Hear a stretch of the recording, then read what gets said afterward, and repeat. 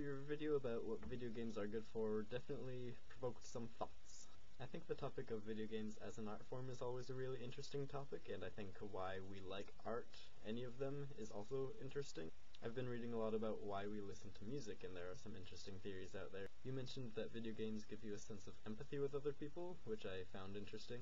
Most of what I've looked into is why we listen to music. A lot of it seems to exploit the innate need for communication. Philosophers have been talking about why we listen to music for a long time, and what music is, and what makes art what it is, and whatever, and Schopenhauer says that it's like the embodiment of the will, and it's the expression of the essence of everything. But more recently, psychologists have been trying to answer that question, and they looked into the modality of human speech. So basically, they found that people talking sadly talk in a minor key, and people who are talking happily talk in a major key. People who are excited talk in a major key, and they've done one experiment where they had professional readers read Winnie the Pooh, and people who read the Eeyore passages spoke in minor, and people who read the Tigger passages spoke in major. And that kind of makes me think that the reason we listen to music is to kind of get that empathy with other people, and feel like we're connecting with somebody, so I think it's kind of loneliness that drives us to listen to music in the first place. So I think most art forms just kind of exploit the weird little innate needs that humans have developed over the years by kind of just taking advantage of them and finding weird ways to get around them. And the thing about video games is they have the diversity to be able to exploit just about anything. I've been watching Art Hawk videos, and those definitely discuss how exploitative some video games can be. Art Hawk also has probably the highest insightfulness to pretentiousness ratio I've ever seen.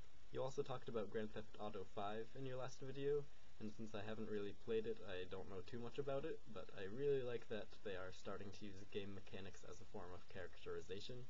I think if games continue to do that kind of thing, they're going to really go farther as an art form. I think the part I found most interesting about your last video was the discussion of Fire Emblem. And I definitely agree, and I think it's a really important thing that Fire Emblem did for you. I think I got it more out of Pokemon. Since I had Pokemon that knew the attack Thunder, I got a really good sense of what a 70% chance of something feels like. I was always kind of expecting Thunder to hit the opponent, but never surprised when it didn't. And different attacks had 80 or 90% chances of stuff, and I think that comes in really handy when thinking about risk assessment. I think a lot of the reason I like reading studies that have high confidence intervals is because I can kind of visualize the likelihood that they're using.